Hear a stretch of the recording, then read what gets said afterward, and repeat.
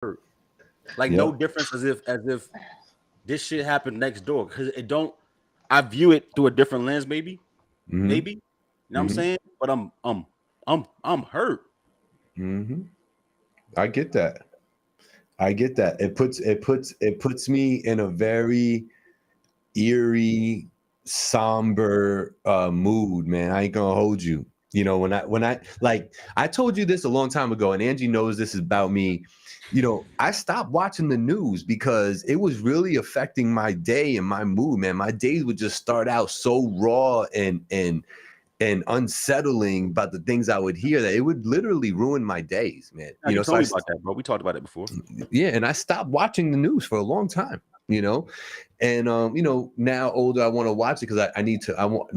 I'm more concerned with knowing what's going on. I think being out of the loop is worse than being in the loop, as crazy as that sounds. You know what I'm saying? But man, we talked about it pre-show. It's like I'm unable to fathom how people come to this conclusion to want to do that and hurt people like that, and especially that amount of people. Like, it's not just like, oh, my girlfriend made me mad, I'm going to her house, I'm gonna kill her and her brother. You know, okay, kind of okay. You know, it's confined to that. This is I get how you made the connection to want to hurt people that did something to you, even if you're, you know, even if it's an extreme response. Yes, yes. You know, but and you know, like we were just saying, how why is there such an assumed risk now with just leaving your crib? Why? You know, and it doesn't make sense to me. No. No. Like, even like this gonna sound even stranger when I say it, but like, I know we've been talking off camera a little bit, and I know people they'll join it and they'll tap in and they'll kind of hear where we are. But yo, think about this, bro. Like we animals, and I don't mean that like derogatory. Like we're at the top of the food chain because we have a mind and we're able to act upon other things and improve our situation with technology and all these other things, right? But essentially, we animals, right?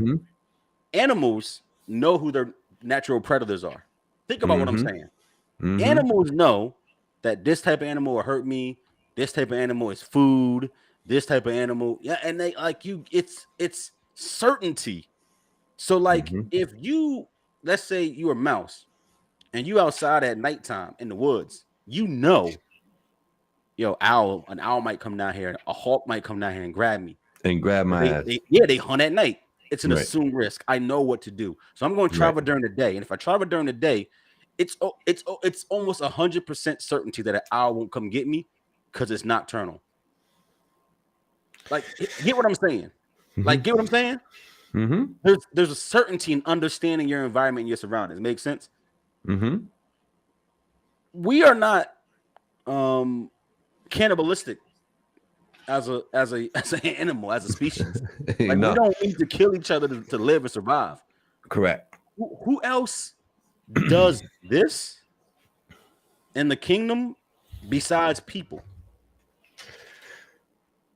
Think about what I mean. We are the biggest risk to our own lives and well-being. Other people. Yeah. No, I get that. I'm just trying to think of the animal kingdom. I know, like, there are certain species where, you know, the dad is not allowed to be around the babies and puppies and all that because he'll eat them. Correct, but there's a process that the animals have instinctively to combat that. It exists already. Like, there are octopuses that eat each other. They eat themselves. Like a female octopus lays eggs, and then before her babies are born, she actually eats herself because they're cannibalistic. They'll eat other octopuses. Octopi, sorry. If you didn't know that, they eat themselves. I didn't know that. It's a response. So because they're like this, there's a chemical reaction, and it triggers by the time that their kids are about to be born, that they then start self-harming, and then they eat themselves because they're cannibals. Right. Right. Think about that. Like, your nature has a fix. If you eat yourself, I'm gonna make you eat yourself so you don't eat your own kids. Like, the circle of life must be maintained. See what I'm saying? I do. self-preservation as a species, we are not wired to kill and hurt each other. And we could talk about the reasonings as an aside conversation, but I mean, just on the face of it, there shouldn't be an assumed risk by just existing, as long as you play within the constraints of the planet. And the planet has deemed that we are at the top of the food chain because our mental capacity and our ability to use tools and to move in ways and avoid danger. See what I'm saying? I do. So I'm 9 and I'm in school learning shapes. Why would I ever? Because people tell you don't lack, right? On some music shit, some street shit, don't lack. Why would I ever think today might be the day that in class somebody's gonna walk in and kill me? Right. Why would that ever cross my mind? There is no preparation. There's no defensive training. There's no you need to have a gun on you. There's none of that when you're 9, 10. There's none of that. So what do you do? For me. No. Personally, there wasn't that for me. Let's hold up. Let's make sure we're saying what's up to the people in here. I really thank y'all for joining us. Make sure you hit that like, hit that share. Black and I are on fire right now because of this shooting that went down to elementary school. Remind me of what state that was in, Black? Texas. That was in Texas. You know what I mean? So we're a little bit on fire about that, but hit that like, hit that share. We're going to get into this a little bit. We're going to do a little bit of a deep dive on this. We'll get into Tune In Tuesday. We got a good 3 the hard way coming your way, but we feel necessary to just kind of talk this out a little bit. We invite y'all. If y'all want to come on and talk to us, if you got a great perspective on this and you want to talk about it, you already know the link is in the description of this post. Just copy that into your browser and you can join the show. We'll give you a couple minutes of shine to do that, but hit that like, hit that share. So What We Talking About podcast every Tuesday, 7 p.m. right here on Facebook. Salute to our sponsors. We have Marino's Barbershop and we got the almighty All Creek Concrete Placement, both serving the Hudson Valley. You'll see some commercials for them later on in the show. But yeah, Black, I wanted to also just welcome, commenter extraordinaire Angie in the building. What's going on, girl? How do you feel about everything going on? What up, party people? I, unlike you guys, haven't really been in tune with what's going on, so I am listening and learning to what's going on live on this show. Okay. So we can recap as much as we do know about what actually happened, and then we'll leave the speculation alone so that the people who are investigating what's transpiring can talk about it in an informed manner. But here's what we do know. The 18-year-old young man in Texas allegedly, however the fuck you want to say it, allegedly killed his own grandmother. And then for some reason, whether the police chased him, because that's part of the story you're hearing, his vehicle was like around the corner from the school, crashed up, shot up. It looked like he was being chased. 18 years old, by the way. 18 years old, I said that. For whatever reason, found himself out of school, went into a classroom. Classrooms have one entrance, only one door, which is another dumb thing about schools. But they always have one door. Went into a classroom and killed everybody in that classroom. We don't know why yet, but that's what happened. Opened the fucking door and shot everybody. Teacher included. Yep. Teacher included. So you got a dead teacher. You got 14 dead fourth children. or fifth graders. The stories are conflicting. 9, 10, 11-year-olds. So you do the math. 4th, 5th grade, somewhere around there. And also other people were shot during this act. There's what we know is there's 2 other people who are critically wounded in the hospital. Critically means that they may not make it. That's why they have those ratings. So whatever they were shot at is severe enough that they may not make it. So you got 15 dead, you got 2 critical, and you have what I've been told is multiple other gunshot victims at different hospitals throughout the area, the metropolitan area, from this same event. Other people being shot, wounded, arms, legs, torso shots, multiple other people. So you got 15 dead. You've got 2 others that we are known to. No, you got 16. Wounded. The grandmother. Yes, I'm sorry. You're right. I'm sorry. 14 students, the grandmother and the teacher. So 16 dead. 2 others that we know are in critical condition, and then a slew of other people who were wounded during this event. The shooter, Mr. Salvador, I think his last name is, 18 years old. We don't have a motive yet, but he is now deceased. Meaning that, during the act of this. During this act, he lost his life. So that's what we know. And I think the conversation we were having is about trying to wrap your head around the event and me and Gabe have our own points of views about it, essentially. Mm-hmm. So Mm-hmm. that's what we're doing right now. So y'all please join us. Prayers up for the children and teacher. I'm sorry, Andrew, reading the comment, but I wanted to say it because it popped up on my screen from KL Rockwell. Prayers up, absolutely. But I want to talk about this because we have the Buffalo shooting, which just took place 10, 11 days ago, whatever it's been now. Mm-hmm. Not that this is the first time we've had a mass shooting. We had Sandy Hook. We had the Parkland shooting. Yeah, like lots of schools get shot. Cool. Mm-hmm. Mm-hmm. But today's event, we want to examine from different perspectives because I feel like we need to talk about the root issue and not just the shooter. I think we I need to have talk a about thought the about neighborhood. that. What's that? I think that the news and the media should not disclose anything about these shooters because it's getting them publicity, Mm-hmm. and they can highlight the event and they can, discuss the victims. But I think drawing publicity on this is giving people ideas. And I have a job, and in my line of work, we have gotten increased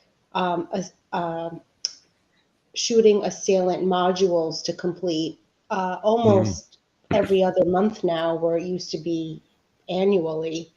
Wow. And they're always updated. I did one today, as a matter of fact. And it tells you got to run. If you can't run, you got to hide. If you can't hide, you got to tackle the assailant. That's literally what they teach you to do. Wow. And it's scary that this is reality and that we're getting trainings on what to do because, unfortunately, I work in a public environment. Wow. Wow.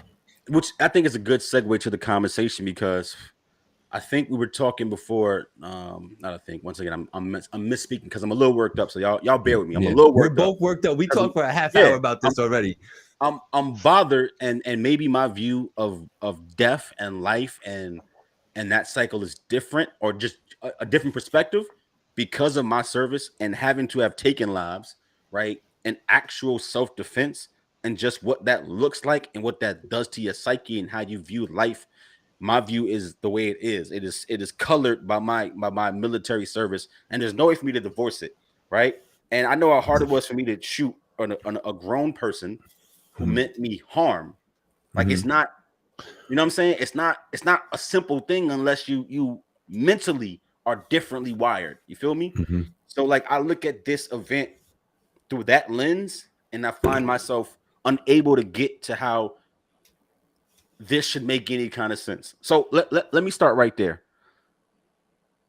Angie brought up a point about getting training. And I think what we hear about a lot, and we heard this about the Buffalo shooting, is that there's something adults are supposed to do to protect themselves from shooters, which is the silliest thing of all time. Like imagine telling a rape victim, hey, because we do this as society, wear pants. Don't wear skirts because you attract attention. Don't show your cleavage because you attract attention, right? Don't come outside when the sun goes away because it's dangerous, right? Instead of saying there's something wrong with the person who wants to commit the crimes or the acts, right? Or the way that these things are handled or come about, we talk about the person experiencing the trauma as if they're supposed to mitigate their risk by just being alive, right? So if I'm a woman, and I'm not trying to make the connection, I want you to get the analogy. If I'm a woman outside, I have to do special things so that I'm not attacked. Okay. So if you see a shooter, you're supposed to run, then hide, and then last resort, tackle the assailant. But if you're 9 and an adult comes in with an assault rifle, tell me the special rules that a kid should follow to stay alive, since we won't just get rid of guns. So tell me what the special rules are for a 9-year-old in 4th grade when somebody busts through the door with an AR and start letting go. Run, hide, and then try to tackle them? Here's the thing. And you had said this earlier, and I think it's even a good another starting point for the conversation to launch from. You know, the whole idea of having the means to carry out the craziness that you're thinking up in your head, and then the reason why the craziness is up in your head, right? And then what is it? What is it, right? That right there in itself is a great it's a great way to look at it. The two perspectives, I think, ultimately, when you meet in the middle, you'll come to an understanding that you're always going to have some sort of instability with the human brain because of its complexity. Yes. However, the mechanical side of the means is actually controllable if there's a concerted effort there. Right? That's my entire view about this. No, It's I get exactly that. what it is. We can debate. I hear you. I'm gonna let you get your point out. We can debate all day long why somebody does something that they do. Right? But you cannot control people. You can't regulate people to make them act right. What you can do is change the means. Right. No, I get that. I wanted to just go to Angie. I want to go to Angie. She can get in the comments real quick. Go ahead. We have cast, broken heart, swelling of the eyes, tears, prayers. Yep. Shout out Cass. Chris Rodriguez in the house. Shout out prayers, Chris Rodriguez. Prayer hands. Shout out Michael Spud, Rustenberg, prayer hands. Sick bastards in the building. Barry Bowser, salute guys. NHO Bravo. Prayer hands. And what else? Prayer is up to all those affected by this craziness. Wish it would stop. Absolutely. And then we have EBK Sosa just joined. A great expression of words, guys. Sosa, what's goody? Black, man, I agree that if you could take away the actual mechanical side of this, we could do away with a lot with it. But I think that's really a mouthful, man.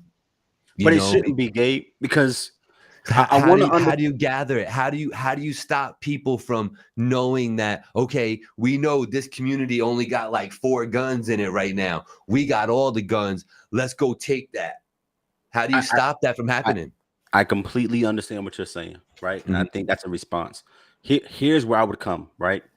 So there's a framework called common sense gun control that liberals, people on the blue side, the left side, have talked about for years.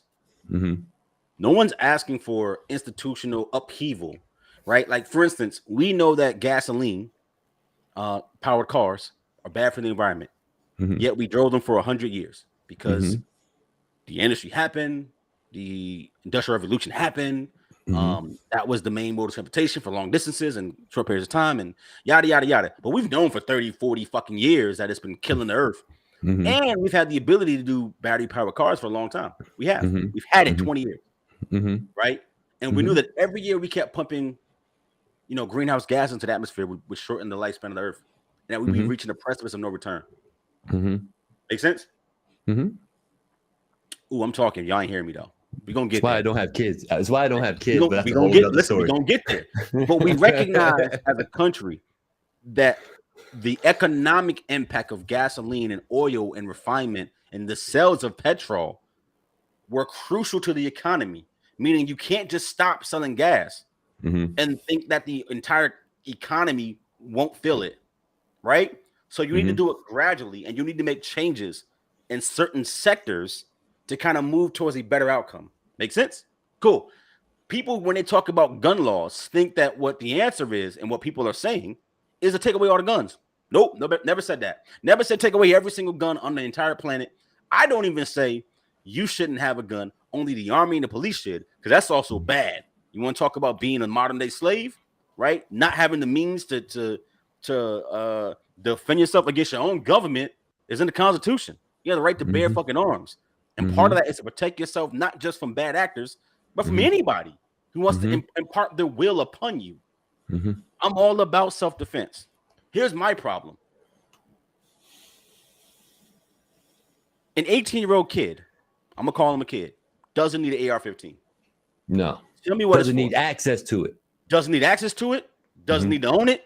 Doesn't even know how to shoot it, what it looks like. Explain to me the use case for an AR-15. Granted, I have one. Okay. I've got one, right? All right. So this is a great question for somebody like me who does not own a gun. Yes. Talk it out. Hold on. I think that, and hold up, you know what? We have some comments while he's stepping away. Here, hold up. Let me play this commercial, Andrew. When we come back, read the comments and we'll get into it. Reno's Barbershop, located in the Marshalls Plaza in Poughkeepsie, New York, right on Route 9, open 7 days a week. Contact them today, 845-454-7226 for all of your hairstyling needs, and let them know that Gabriel sent you from Finally TV. Again, it's 845-454-7226, Marino's Barbershop. All Creek Concrete Placement LLC, serving Hudson Valley, New York, with a wide variety of services, including installation and repair of driveways, garage floors, patios, sidewalks, walkways, and stairs, stamped concrete, color, seal, and epoxy. All Creek is fully insured, 27 years of service. Contact today to get your quote. Yeah, Angie. So KL says common sense is not common anymore. Couldn't agree with him more. And we have Eric Sullivan. Peace and love, y'all. Make sure we share. Peace King to Glass. Big Veg. Peace King Gabe. Peace out to, and peace and love to Big Veg and KL Rockwell. Salute to you, brothers. Thanks for joining us. Hit that like, hit that share. And so what a nice commercial that was, Gabe. Beautifully done. Thank you. Doesn't this sound fantastic now? It really does. It sounds professional. That even gets the blackout seal of approval. All right, let's see what Black wants to share with us. Appreciate that. So we were talking about an assault rifle. Yeah, no, you asked me what the case use would be. What's the use case for an 18-year-old who's not in the military to have access to an assault rifle? Give me one scenario where it makes sense. There are none. There's no reason to have anything that can shoot projectiles at a clip of about, what is it, like 4 or 5 rounds within about a 3 to 4 second span or some shit like that. Fast. So it's fast. Let's talk. I've got an AR-15 right here. Okay. Right. So this is the rifle that this man, and it's unloaded, as you can see. But this is the rifle that this man used to shoot up a school. Okay. All right. So I use something similar in the military, right? An M4, an M16 variant, but an M4, right? Okay. This rifle has the ability to shoot 31 rounds, right? In about 40 seconds. Yeah, exactly. Right? It's pretty quick. Yeah. I can clean, disassemble, reassemble, chamber around in about 90 seconds. Meaning I can take this gun apart, clean it, put it back together, and load around in 90 seconds. Right? And I can demolish, shoot up a whole room in 90 more seconds. Right? So in 3 minutes, this device, right, can end lots of lives very quickly. And ain't no police force, right? Let me not take it back. There are some. But the average consumer doesn't have access to this kind of weaponry. You can get it, but I'm just saying that even the guys walking around with secure carry permits have 9s and they have Glocks and they have controllable firearms. So I'm gonna ask again, what is the use case for this type of fucking long rifle for an 18-year-old? Give me one, because when you hunt people, you shoot one shot at a time, because anything else more would destroy the thing that you're shooting. So if you're hunting for game or sport, you don't want to spray and pray. You want to get accurate shots on target. If you're hunting for food, you want to do the same thing. You don't want to destroy the meat. If you're hunting for fur, you don't even want to shoot really, except in the head, in the eye. You don't want to destroy the fur. So if that's a one shot, one kill, and a pistol, a smaller pistol for personal defense that can fit in your hand, can fit in the holster, is more suitable to day-to-day society. I'm gonna ask you one more thing. And I'm a big guy, and Gabe knows me. I'm 6'4", right? I'm 250. I'm big as fuck. And this shit is big as hell to me. Why does an 18-year-old kid need this? Right. Angie, what are the people saying? The people are saying, homie's got the sponsors. Whoa, Black Rob voice. That's Eric Sullivan. Then we have EBK Sosa. It's crazy that the greatest country in the world, children are not safe. Now, I'm not saying it's new, but damn, that the babies, though. If you ask me why I got this rifle, two things. One, because I know the other people got it. Oh, y'all don't hear me though, because I know other people got it. If it didn't exist and they had no fear that somebody else would have a 30 round or 100 round clip on an automatic rifle, I wouldn't have one either. Wouldn't need it. The only place I can shoot this at and not get weird looks is a gun range on my backyard. Right. There's nothing else I can do with that. Nothing. So why do we make them? I mean, it's the same reason, Black, why we have cars that can go 190 miles an hour. Why do we have that? Oh, they don't hear me though, right? And we watch NASCAR drivers go 200 miles left for 2 hours, right? But then we go RIP when they crash and fucking die. But at least then there's an element of risk. You want to take a rifle, put it in your mouth, pull the trigger a lot, knock yourself out. Cool. Your choice. Your choice. Correct. Why does that exist? And how come I can be 18 and get that thing, but I can't buy a cigarette until I'm 21?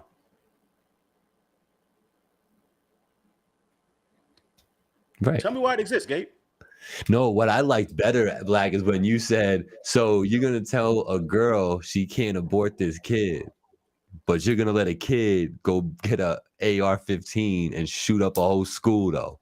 And why is that the same political side making the argument? Why are the people who are trying to legislate a woman's reproductive organ also telling you that you need to have all the guns, access to all the guns? We're not talking, matter of fact, let me take it back. I'm sorry. Why does an AR-15 need to exist in the public sector, in the civilian sector? Why? Because it's made as a device for war. Right. That's why they exist. So we had the long rifles, and you need range, and you need to hit people far away, right? And you get a clip so you can do more damage really quick. Why does a civilian? Yo, Gabe, look at this, Gabe. Gabe, if I walk down the street with this in my hand, what would you say to me, bro? You would swear to God I lost my mind. Like, why do I have this? Right. So listen, real talk. It was made, right, for acts of war. So why do we have war devices in the hands of civilians? Yeah. Matter of fact, if they must exist, why don't you make just enough to outfit the military and not one more? If you're saying we can't get rid of it because the military needs it, there's 1.1 million people in the military, right? About 700,000 actually get trained to shoot that. About 400,000 are admins and get pistols only, right? So make 700,001. Outfit the military, and they shouldn't be sold for civilian consumption. Why? That's the first thing. Because there's money in war. Thank you. Because of money. Because there's money in it. Because there's money in it, right? But I bet you that if somebody went to the neighborhood, right, of Mr. Guns Are Great and shot up the school where his kids go and killed them, the rhetoric would be different. Here's my first thing. I'm not saying take guns away. I'm saying, why does that machine of death exist? And why can I buy it? And I don't mean me. I mean a civilian. How come you can buy it? Right. Angie, you got any comments you want to read before I answer that? I do. We have Wall Laverette. You know that's Ice the God in the building. What's goody? Euro. He said, yeah. Thank you. Come on, Angie. And then Eric Sullivan says, so what do y'all think the solution could be to this? And I can call him Big Ben. We're gonna talk about solutions, bro, because I'm making the point by getting there. I'm trying to show you how my thought process, and Gabe can speak for itself, but my thought process, how I get to the conclusion that I get to. It's not an off-the-cuff comment. It's not this thing happening and I'm trolling or I'm reacting. This is thought out where I am. Like I got here, not just today, but over time. And I'm explaining it. I know what that thing can do, right? Because I used it.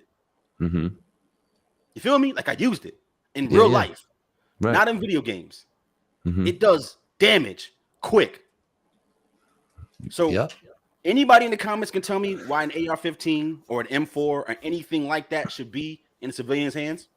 I understand that other people have it. Like if you just let the cops and the army have it, then one of them bad actors can come through and do a lot of. I get it, but let's just assume that the million service members are all in their right minds and only get the guns when they're in war. Because when you leave, they take it away. So let's just say that. I take it a step further, Black. What's the real need for a civilian to have a semi-automatic weapon? Oh, we ain't got there yet. See, you see, I'm with you. But we gotta get there. You can't just take it away. You can't just take it away because the argument will be, I gotta defend myself, right? And the main argument right now is that the fucking gun itself exists. The problem isn't that the laws aren't good enough, or the screening isn't good enough, or the kids are too young. If they was 21, they wouldn't kill people. Nope. Right. The problem is that thing was created and it exists. People will tell you that the worst mistake in mankind history is the nuclear bomb, because now you can't put it back in.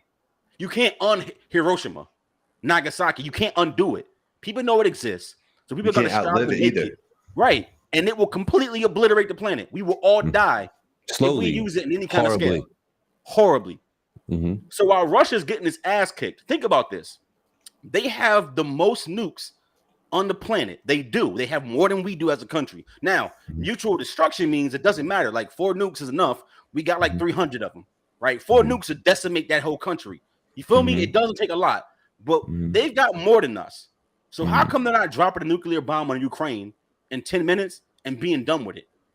Because the effects are so widespread. It poisons the water. It poisons the air. They're right next to fucking Russia, right? All that fallout would come into the country and hurt its own people. It is such a destructive thing that we don't use it.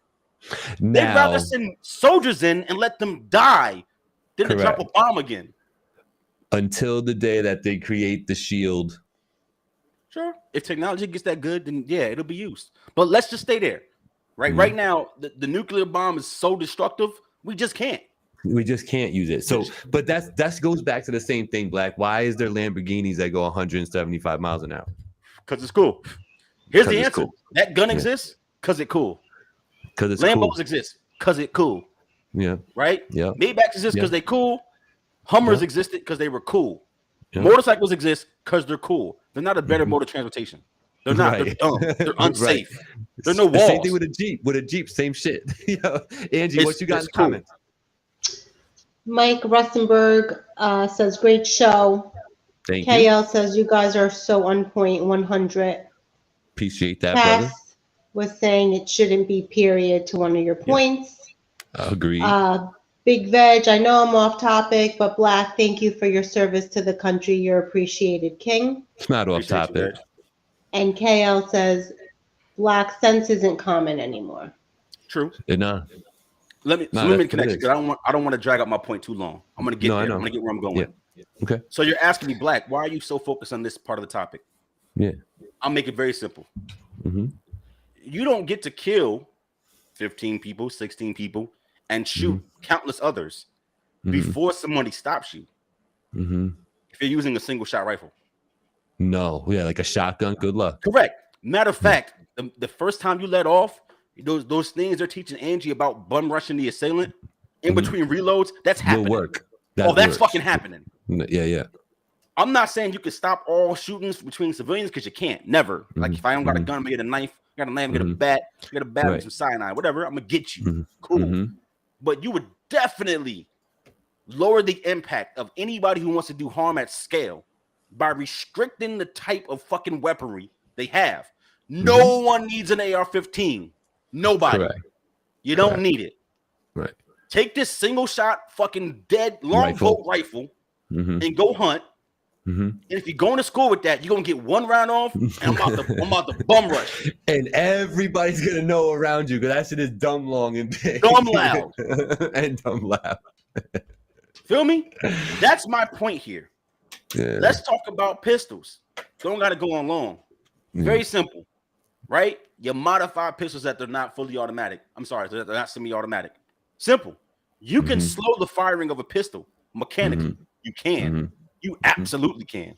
Right? We have the auto feed because we want to speed up time to shoot. If you had to keep chambering each round like the old 6-shooters, where you cock back the hammer and let it go, once again, you have reaction time to like save a revolver. Correct. Correct.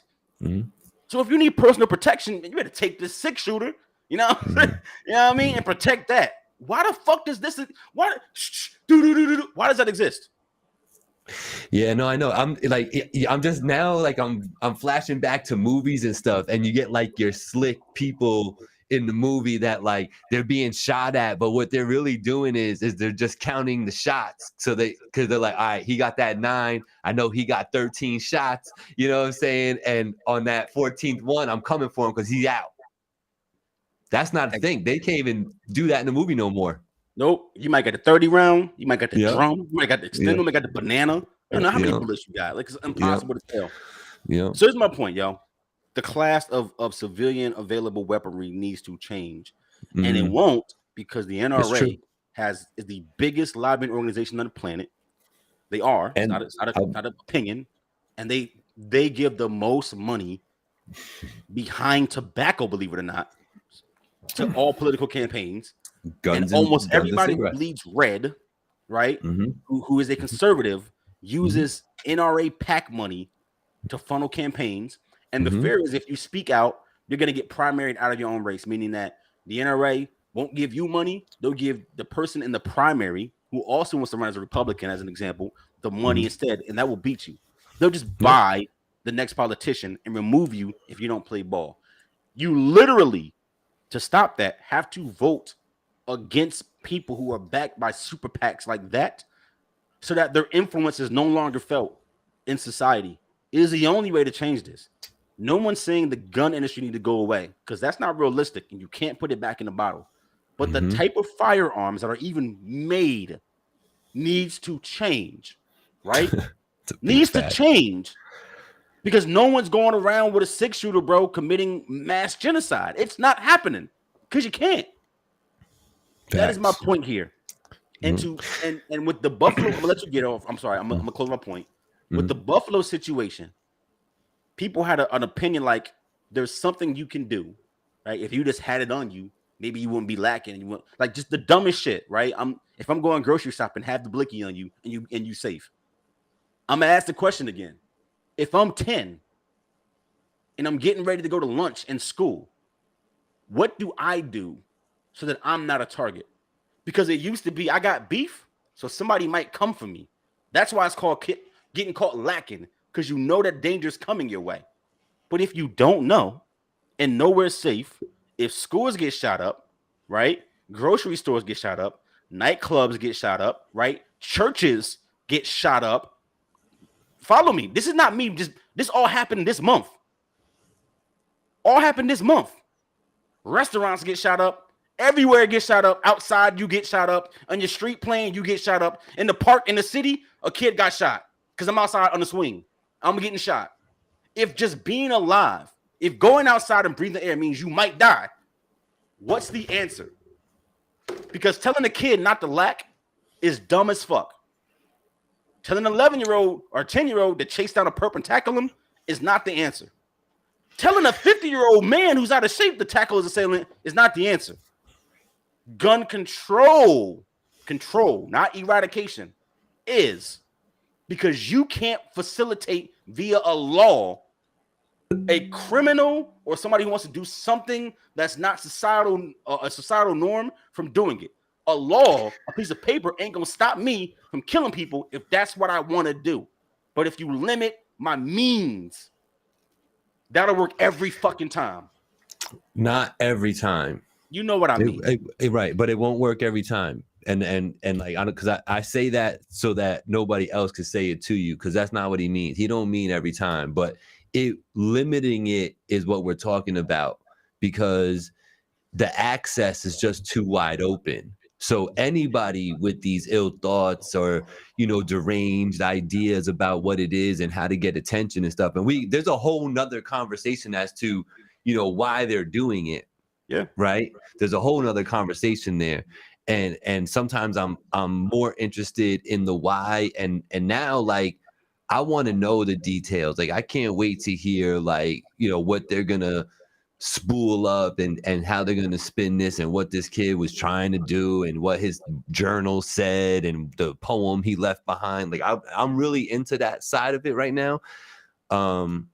I need that type of information right now, because I'm getting to a point where I'm just like, I'm saddened. Like, it hurts my soul when I see this stuff, and it's because I can't relate to it. So like, it's hard for me to understand, you know. We're gonna take a quick commercial break. Shout out Ice to God. I see you, bro. Marino's Barbershop, located in the Marshalls Plaza in Poughkeepsie, New York, right on Route 9, open 7 days a week. Contact them today, 845-454-7226 for all of your hairstyling needs, and let them know that Gabriel sent you from Finally TV. Again, it's 845-454-7226, Marino's Barbershop.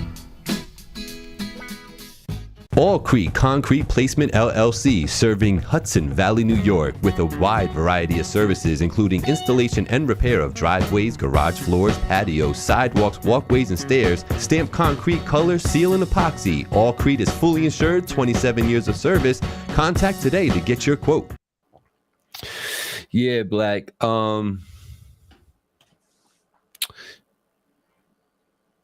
I agree with you that taking away the easy access to this stuff and providing guidelines and rules and regulations on anything that's automatic, I say do semi-automatic too.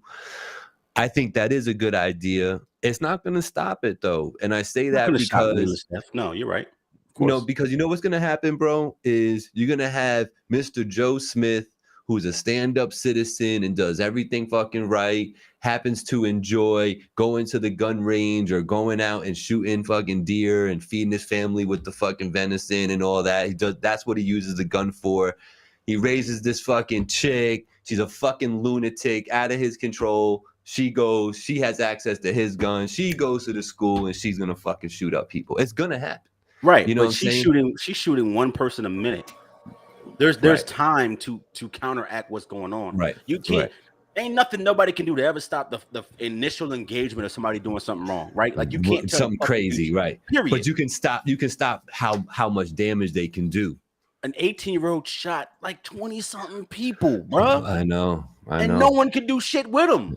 I know. That's the part. That's the part. You know. Even if you're a kid. Mm-hmm. And I got 10 is not like a teenager, but this 10-year-olds ain't dumb. Mm-hmm. If I saw somebody going to a school, shoot my classmate, and then they were fumbling around for bullets and looking to do other, like trying to reload, they gonna run. Mm-hmm. They gonna try to get away. You have no time to react when it's an AR-15. That's my point. Like a lot of like fuck the debate and the politicizing of the event.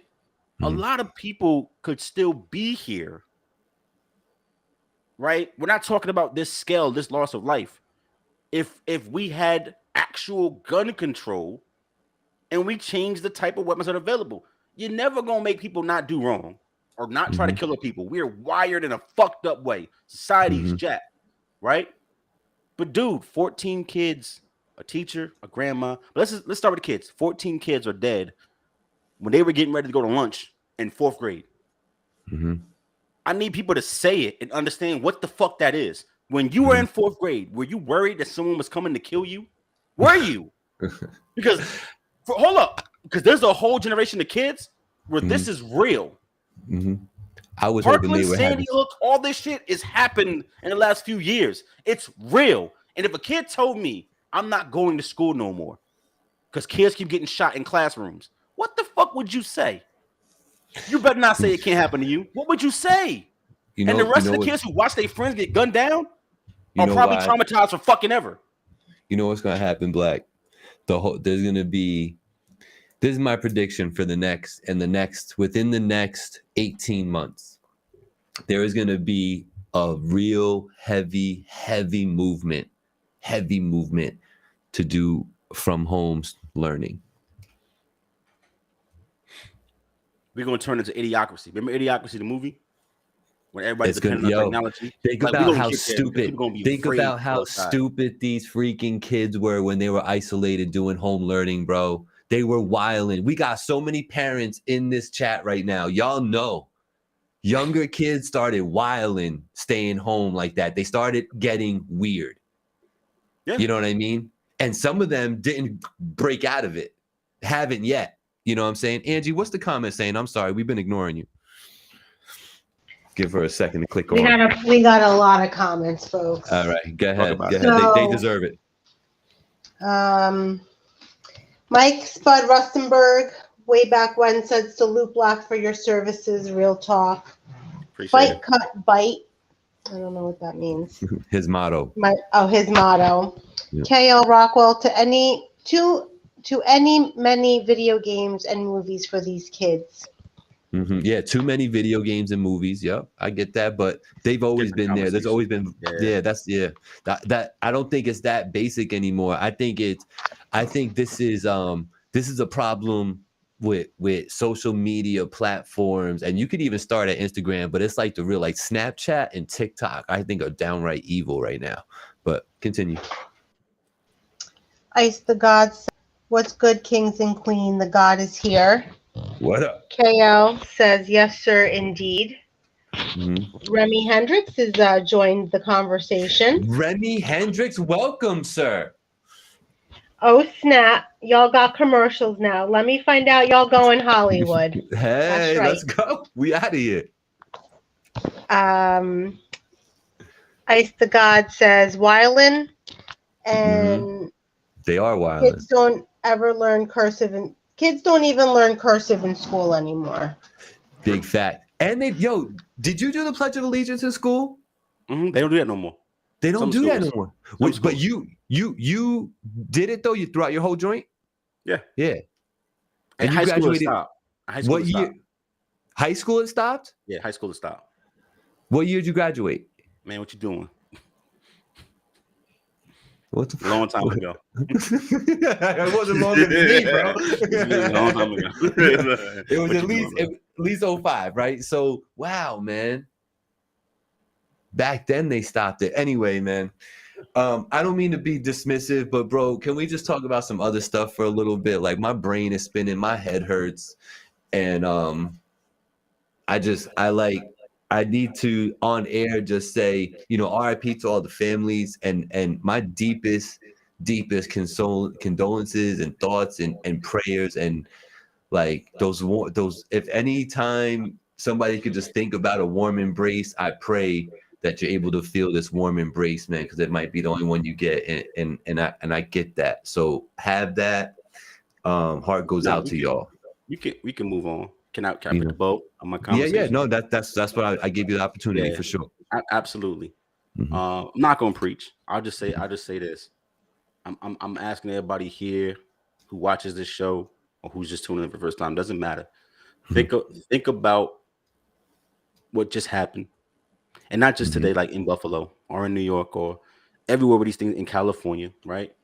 Think about what just happened. Think about your children. Right. There's been so much bad stuff that's happened in the last year, 2 years that me and Gabe have talked about in this show. It's not even funny. And when we say like love who you love your loved ones, love on them, it's real. I watched a parent who lost their child from an a senseless act of violence at a school, on national television, heartbroken.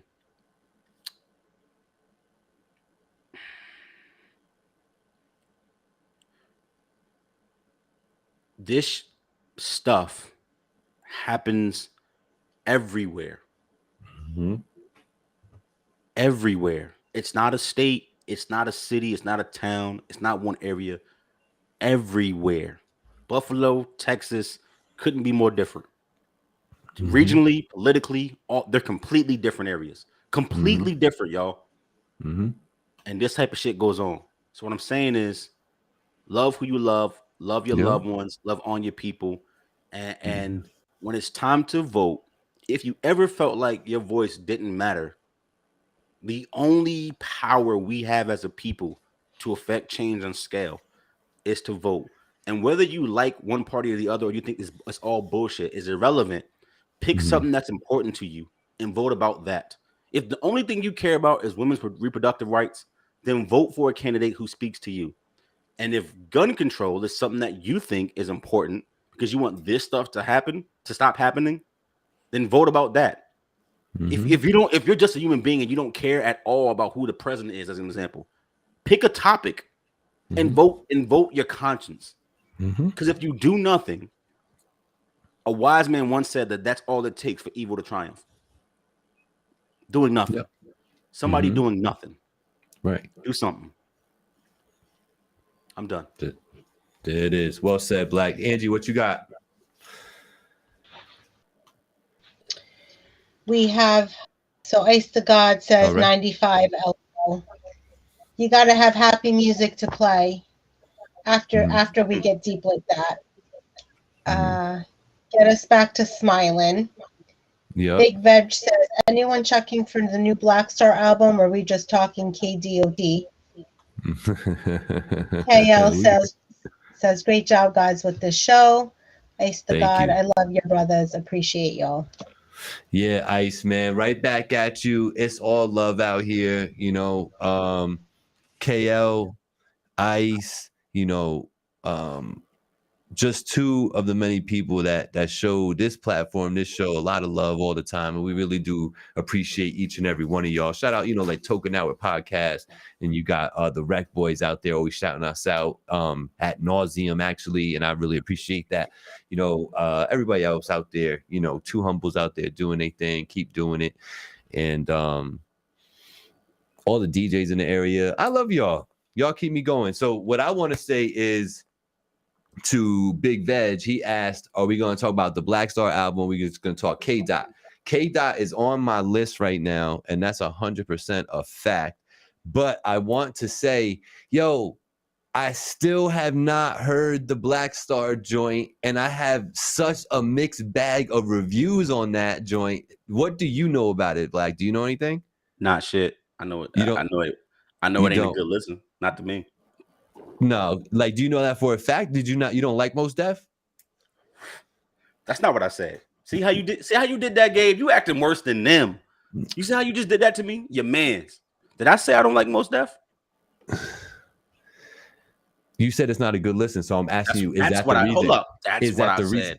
That's what I said. So I'm asking you, is it because you don't like Mos Def? See, come on. Why you gotta do that? Why you acting like them? Is it Talib? You don't like don't say you don't like Talib. That's not what I said, bro. What did I say? I think you're trying to say you don't like them as rappers. Wow. Bullshit. All right, go ahead. Finish.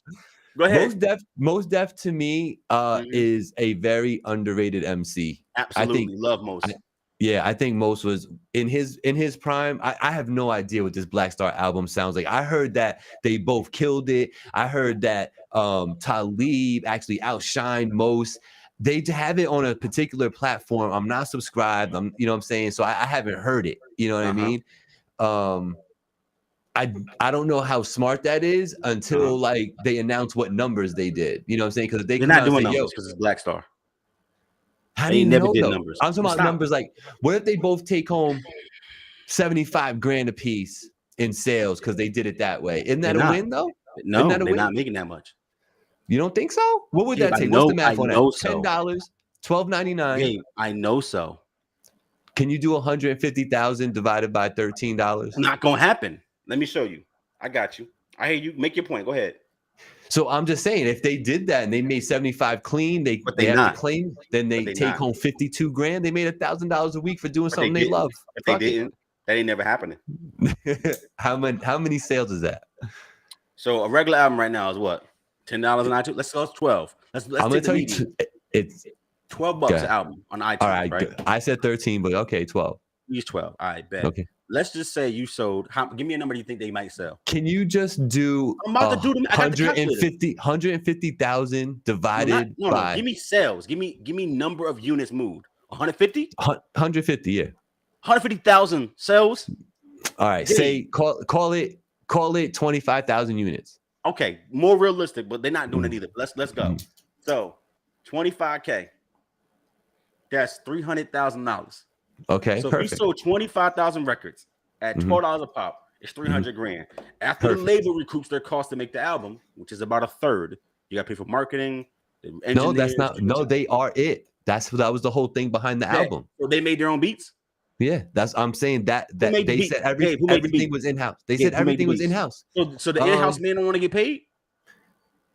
I don't engineer know. don't wanna get paid? Yeah, no, I'm sure he wants to get paid, but I'm just saying they did supposedly Cool. I thought that the whole thing was because they did everything in house. Right, but they mans who did the work don't want to get paid. Okay, all right. So it's 300 grand divided up how? I just told you it's a third for just making the album. Okay, so now you're down 200, and then they take it home. They take more than I said.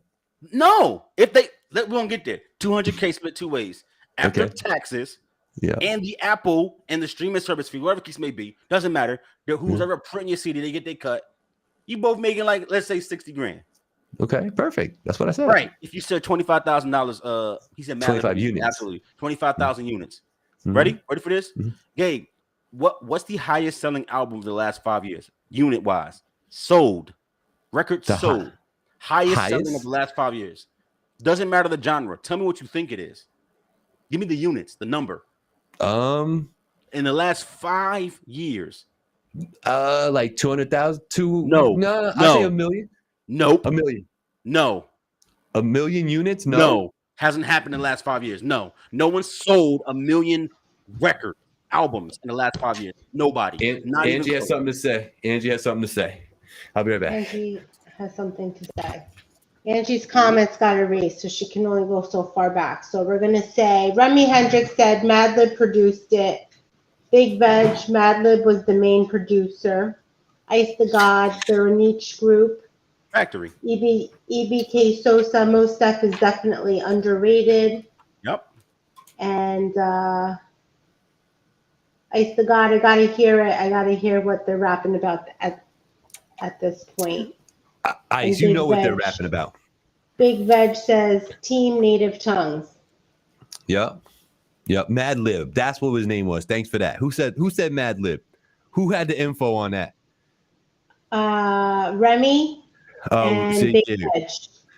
Thank you, sirs. Appreciate that. Awesome. You ready for this? I'm about to fuck up Gabe's entire life. Yes, tell me. So in the last 5 years, who do you think sold the most records? We're not talking about streaming yet, just records. Not what equivalents, genre? Not streams. What genre? Doesn't matter. Doesn't matter? Doesn't matter. Who sold the most actual records? Sold. Drake. Yes. What album? Certified? Nope. Scorpion. How many records did he sell? You're going crazy. So 750? No, not even fucking close. Not even close. You're not even in the ballpark, bro. 238. A little bit more than that. 300. I'm about to show y'all. 300 and what? 350? 300. Y'all can't see it. Sorry, it's washed out. 330,000. I was gonna say 332. Over 4 years to sell 330,000 records. 4 years to sell that. Bam. You hear me? You hear what I'm saying? 330,000. Top selling record for the last 5 years. Scorpion. That happened 4 years ago, and it was 330,000. Gabe, if I told you that only 3 people have actually sold over 250,000 records, would you believe me? In the last 5 years. Sold records. Not streams, records. iTunes, physical, doesn't matter. It would make sense to me because we've talked ad nauseum on this show about how people change the consumption of music. Doesn't happen no more. I bet. Right. So the average record sales, right? I can tell you that the most sales this year from an album right now is 13,000. Average? No, the most sales this year of a complete album sales. Who? Streams, not equivalent. Jack? Records. Jack? Nope. Jack Harlow? Who? No. Who? Future. Do you know who? Future. Oh, Future. Yeah, I guess he had that joint, but he sold 13,000 records. Sold the records. Not streams, not equivalents. 13,000. That's it. I think he has a ill street team that hustles his music out there. I can see that. My point being though is that Gabe, nobody buys albums. We just stream everything. Nobody buys albums. And Drake hitting 300,000 is anomaly today, right? Like Drake is the biggest thing on the planet. Nobody sells records. Nobody going to iTunes to buy your shit. 20 niggas buying that. That's it. 20. Like big records sell like 1,000. Like Lil Baby sold like 1,500 records. 1,500, and he like the second biggest thing on the planet, which is how he mean. Like you see him, like it's not done no more. So for these two gentlemen, from an era of yesteryear, 25 years ago when they had their prime, to try to sell you some shit. Yo, y'all, can y'all do me a favor that are up in here? Just hit the like and hit the share again, yo. I don't know what these people are doing bouncing up out of here, but we gotta get more people in here again. So hit that like, hit that share. I just did it myself. We'll get a couple more people up in here. So can we use real numbers? So can I just ask you something? They're gonna sell 2,500 copies? That's what they're gonna actually sell. I hope that they sell 25,000. I do. Me too, but they're not. You know what I'm saying? They tour a lot and they go overseas, and thank God for overseas loving hip hop over there and embracing our legends and our like underground scene here big time. They keep like economics alive. You can make money. You know, like yes. DJ Tech One, man. Salute that brother. He goes on a tour every year that he can. He goes on like a 5-spot tour in Europe. You know what I mean? Like they love him over there. It's so dope. But I want to ask you this, man, and I'm just gonna be real with it. Yeah. You know, now you know my background a little bit, right? You know, like I've always liked music. You know, I have an affinity for hip hop. You know, I have a pretty deep you know, Latin music like background, because that's a lot what was in my household. You know, so rhythm and flows have always been a part of my makeup. You know what I mean? I even rapped for a while, you know, and I'll tell you, I considered myself that dude when I rapped, right? The whole nine. Always liked music and listening, and it always like got an emotion out of me. I used to enjoy albums, you know, till the tape pop. Bro, me, fast forward time. No matter how dope the album is, minus one album that I can think of right now, it doesn't live for more than a week for me, bro. That's music today, and it's sad. But why is that? Too much to consume. Saturated market. It's that simple. There's no other reason. There's nothing to argue, debate. Too much music. Saturated market. Even if you really fuck with some shit, it turns into mood music. Meaning that, like for instance, I ran that Joyner Lucas album for like a year and a half. Remember the one I told you about? I really love. Yeah, that's a good album. Love it. That shit's fire. Right? Yeah. It's mood music, right? So like I probably ran that album for like 2 months for real, like in the whip, like 2 months, and then like another 4 or 5 months, I'd have certain songs I'd run back here and there, and now it's mood music, like because I really like it. I'll go to it when I'm doing like a road trip, right? Something where I need to kind of go through some songs, so I'll throw it on. That's the only time I got the attention span to consume a project. I got to be driving for 2-3 hours. And then I'll say, I bet I'll take this album in. And it's my favorite, which means nothing else gets any of that attention. Ain't enough hours. It's too much fucking music. I need to go experience, explore all that shit. That's why. Oversaturated game. So let's talk about it, man. We touched on it last week. We didn't really dive in at all. Talk about it. K-Dot, what you think? What's your real 2-week synopsis on this album? People are praising it because it's different, and I hate that. It's like the Jack Harlow thing, where like don't praise him because he's white and say he switched his lane up when he only has one lane, and that's to be white. Like what I'm saying makes exact sense if you think about it. Don't praise him for being white. He is white. That's dumb. That's like praising him for being black. Right. Of course I'm gonna spin the block. I'm black. Like stop it. Right? So he's gonna be who he is. So K-Dot, Kendrick Lamar, as an artist, is who he is. And when he started, he used to like play with the commercial sound, and now he's like, "Fuck all that." Like I have the musical Metro Pass, right? I can ride this rail wherever I want to. I can make whatever the fuck I want to make.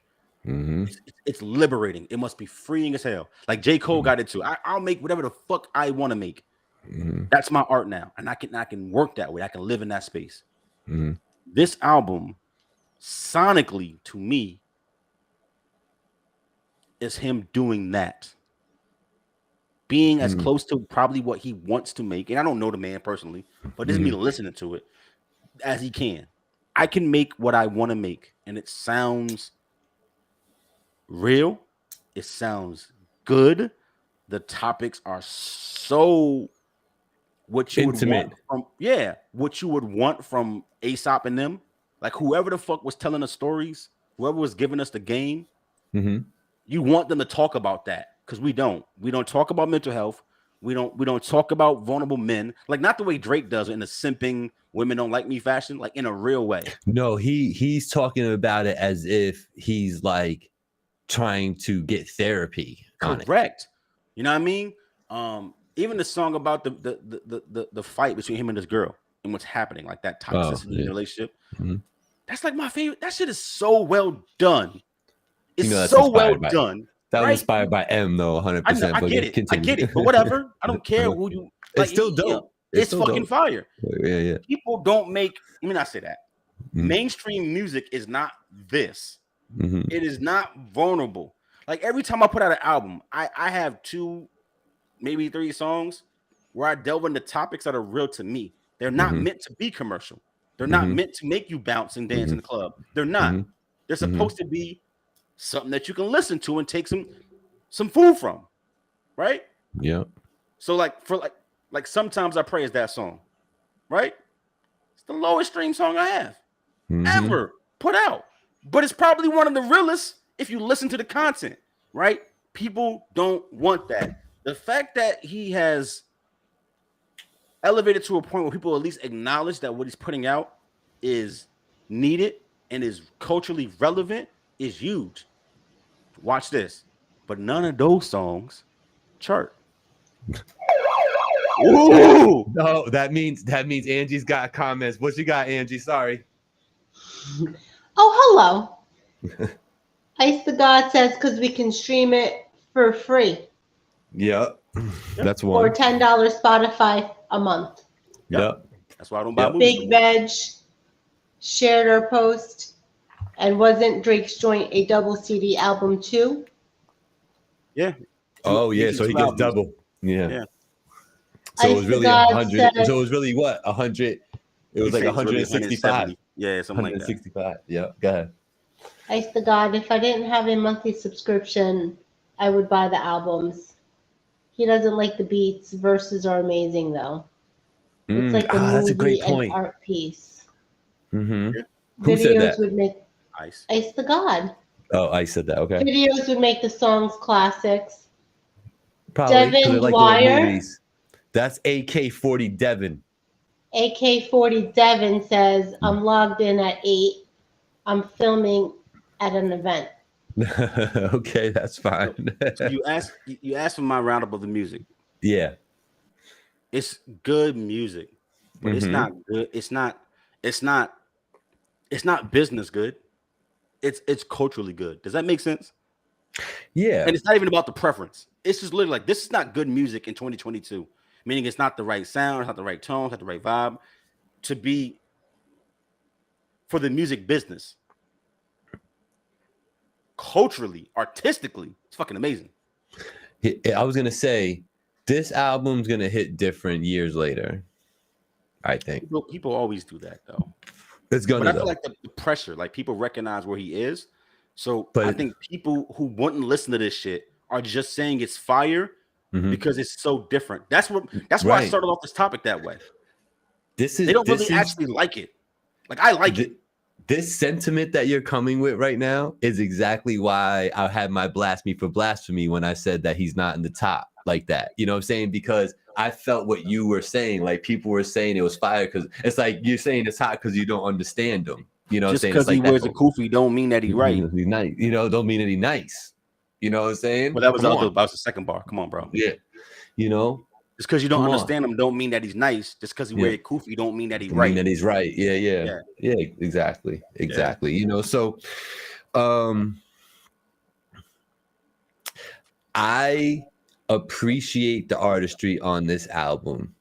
Kendrick Lamar is a very intricate writer, and he's an intricate writer. Let me rephrase that. He's a very articulate writer when it comes to being able to illustrate and convey a particular moment in time and feeling that he felt. So he's able to put it in words, in a fun way. Most times it's a fun way, but like me personally, like I can only listen to that album like a quarter at a time. Yes. Because it's not good music to listen to. I know exactly what I said. You're just explaining it differently. Yeah. But that's where I'm coming from. That's how I would explain it. You know what I'm saying? I agree with Ice, I think, who said the beats on it are just, some of them are cool, like very like deep, like triumphant type of like rhythmic type beats. Like a couple of them are cool.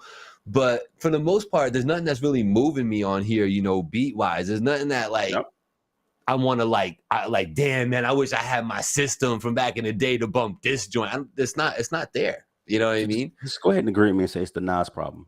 This is the Nas problem. Maybe is he our modern day Nas? Yes.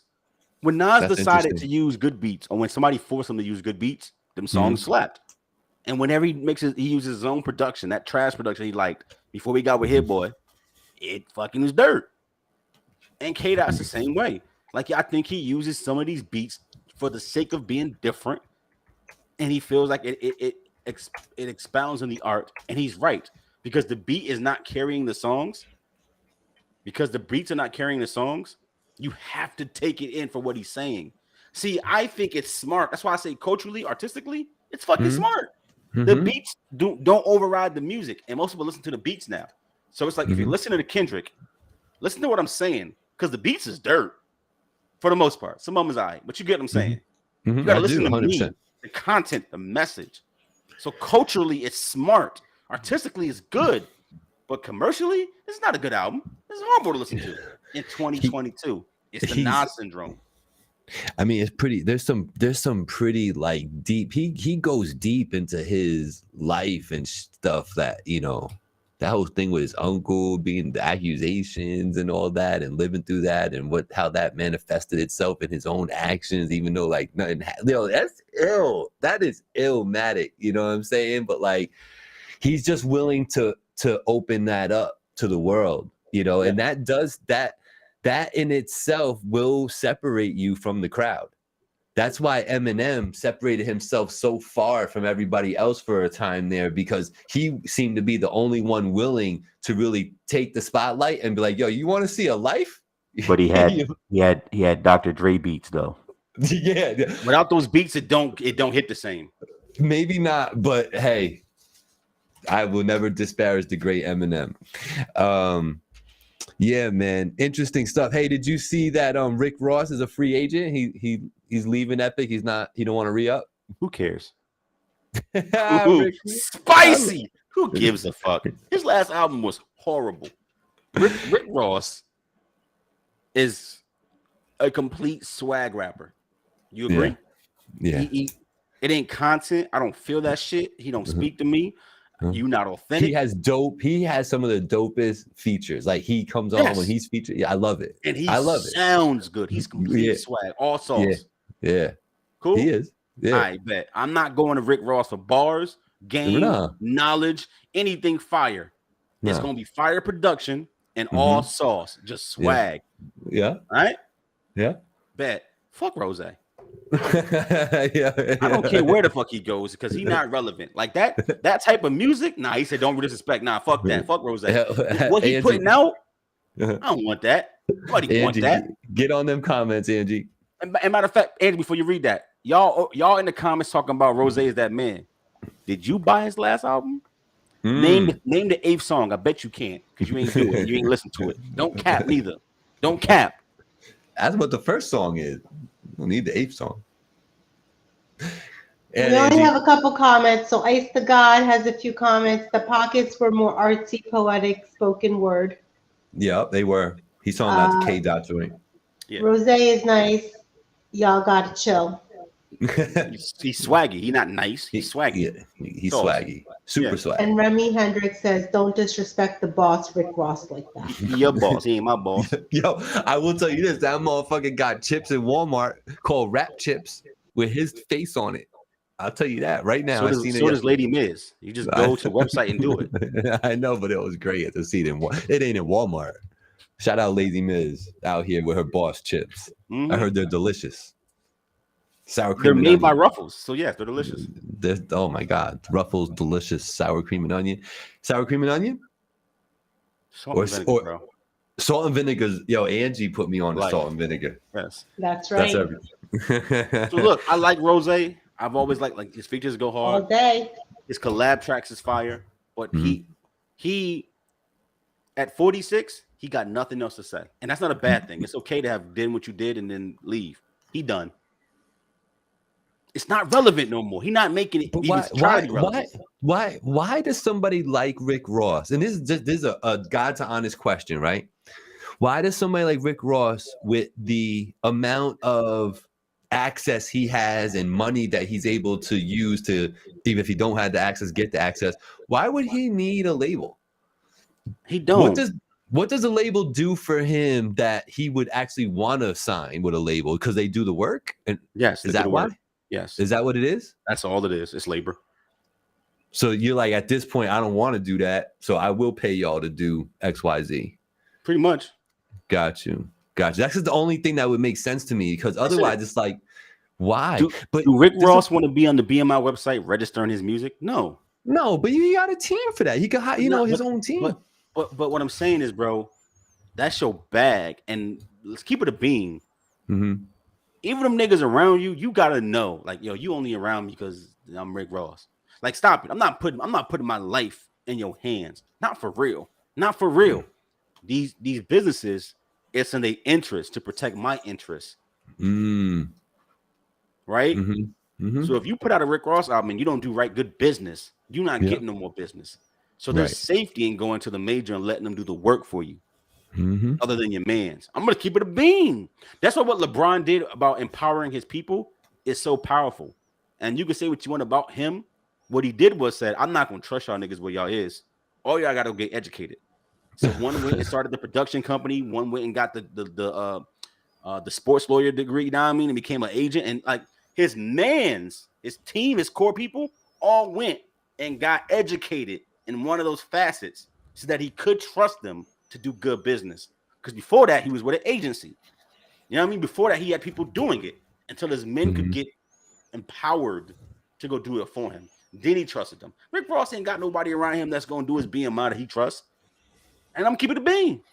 So go to a label, go to E1, whatever the fuck they call now, go to somebody, they'll do the work for you. You'll put out another album, it'll flop again because you're Rick Ross and nobody's telling you, bro, this ain't it. And I tell niggas this all the time. Nobody cares if you can rap, bro. Do you make songs that people want to hear? Your lyrical ability don't matter in the music business. Another topic for another day. Nobody cares that you can rap. A lot of niggas can rap. You make songs that people want to hear. Right. I want to say peace out to Angie, commenter extraordinaire. She was out here. Let me lower this right quick. She was out here. Who got that background noise there? Is that you, Devin? I mean, bro, I'm in the middle of the Bronx right now, bro.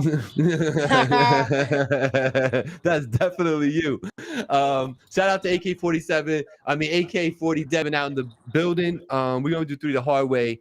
I just wanted to get you on while we was talking about that last topic to just get your point of view on what we just talked about. What do you think about that whole thing about Rose and him needing the label or not needing the label? What's your thoughts on that? Bro, we're in 2022, bro. I don't think anyone needs a label no more, bro. Right. What the fuck what do I know, bro? Right? I'm just an independent artist stuck here in New York for what do you need them for, bro? What do you need them for? You could put your shit on YouTube, you could put it on Spotify, you could book your own shows. Rick Ross has the connects to get on Jimmy Kimmel, Jimmy Fallon. He could do all these things himself, bro. Like, what does he need them for? I think that's the point that Black was making, though. It's like, does he really want to do all that? Like, he just have the label set it all up and just place him. I mean, I've never signed to a label, so I don't know what they could do. You know what I'm saying? Right. But right. It's just like, bro, like, even if you listen to like someone like Russ, it's like Spotify playlists could tell you no. Radio stations could tell you no. Jimmy Kimmel could tell you no, even if you're on a label. So, like, what do you need them for? Got to. That's an interesting point of view coming from an independent artist. I think that's a great point of view, man. I really do. Black, man. The other thing I wanted to say, did you see Fat Joe on my expert opinion is getting a lot of sauce out here, man. Shout out to Math Hopper, man. Dope show. Getting some big boys on there now. But yo, did you see the shots he threw at Tekashi? Just Why to mow you him doing down? this? Why you like doing this? Because I know how much you love Tekashi. I don't love Master Splinter. Cut it out. That ain't my man's. That's your man's. Your boy. That's your boy. Look, we're touching this too, and we're gonna let AK get his rocks off though. Fat Joe is 51 years old, 50 or 51. I love him, by the way. I love Joe to death. I love him to death. Yep. Here's what I'm gonna say. Joe, you doing more of a disservice by even mentioning him. Even if it's brought to your table. Get my saying nothing at all. Because all he did bring it to him though. Math brought it to him. But bro, listen, stop. You a grown ass man. Like, what you think about Tekashi? Watch this. Who? Yeah. No, I get it. Yo, real quick, yo, is it really loud by me? Because I was just in a club and I left. But yeah. Now it's much better. I'm gonna walk down the street real quick. My bad about that, yo. What he said ain't nothing new. It has been said 100 times already. We already know he a rap. We already know that he moving wacky. But I just like they call him a pussy. But Joe is only saying. Listen, bro, hold up. Stop. Bitch. Joe is only saying this because it's Daniel Hernandez. I know. Other niggas ratted, and we know they ratted, and he not calling them pussy. No, I know. I'm gonna leave it right there. No, but those other dudes didn't come at Joe Black. Bro, Joe had no reason. Yes, it does. Yes, bro. If you really feel like that street shit is life, he would never. You would. He would never. Saying, hold I'm up. telling you, he would never. People saying stand on that shit. If you really feel like somebody who eat cheese, you can't rock with, period, because the man in you, your morals, your he code. Probably don't rock. I didn't say he rock with them and rock with them. I just said he's not going to speak on them. He around them, get money with, and talk to them and embrace them as bro. People who inform. I don't know that's be factual. I don't know that's be. I don't know. Right. I don't know that's be factual. You got it, I don't hang out with that Joe. You got it. Listen, you gotta leave my Puerto Rican brethren alone. What's up? Gabe want a cap. What's up, AK? Gabe want a cap for the TV. Yo, I thought this was a very fitting video for you to send us, sir, because of the current climate of the world and the unfortunate events that went down in Texas today. Yeah, man. If God is real, talk a little. Just give me the 3 sentences intro on this song, and we go straight into the video. 3 sentences or 3 words? 3 sentences. 3 sentences on this intro for me. I mean, bro, when we go through bad, dark shit, like that's when we ask for God, right? Like, I believe in God, right? But like, when we have those traumatic or depressed experiences, then we ask God, like, yo, what the fuck are you doing to me? Got you. So if God is real. Devin, I don't know if you walked away from the Wi-Fi source, bro, but like your signal might be bad because your picture is like freezing and janky and stuff. Maybe you want to go closer to the network if you were on the Wi-Fi. Yeah, because I see your signal is very weak right now. I don't know if you can hear us. Off. Yeah. So now you're back on. I turned my Wi-Fi off. My bad about that. It's all good. Listen, we're gonna throw this video on. I see you got a major shout out right in the beginning of the video. Talk about that real quick, so we don't have to talk about it later. I mean, bro, I used to work at a pizzeria, bro, and Sheik Luch would come in every single Wednesday, bro, for a slice of pizza, and like we just became boys, bro. So like every single Wednesday, bro, I worked there for 8 years, bro. So every single Wednesday, I would see my boss be like, "Yo, that's Sheik Luch," and respectfully, bro, I used to not know who that was, bro. I'm a youngin'. Like, he would come in. I would have to do my research and I have to do my history on the whole lock. So we just became boys after that. And he knew I did the Apollo and things like that. I actually filmed a video for the locks in 2020, and that's when he did that. He's like, "Yo, you were just filming for me in a pizzeria. I mean, you were just talking to me in a pizzeria. Now you're filming me. Like, what the fuck? So like, yeah, he's the first person to give me opportunity and like witness the growth. That's super dope, man. All right, so we're gonna rock this video. It's going full screen. Y'all in the comments, let us know what you think, man. Shout out to Big Veg. I see you. Big Veg. Listen, man. AK-40 Devin. That's what I'm doing. Point blank. That's it. AK-40 Devin. Nothing else to talk about, man. Never mind no lock shit, no none of that. AK-40 Devin.